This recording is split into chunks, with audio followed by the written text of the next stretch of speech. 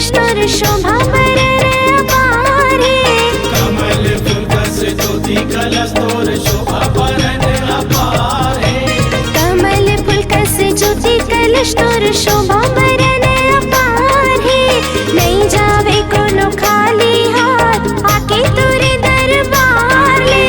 सबकी आशा तेहा पुराए रोवत लगाए तेहा हंसाए। सबकी आशा तेहा पुराए रोवत लगाए तेहा हंसाए।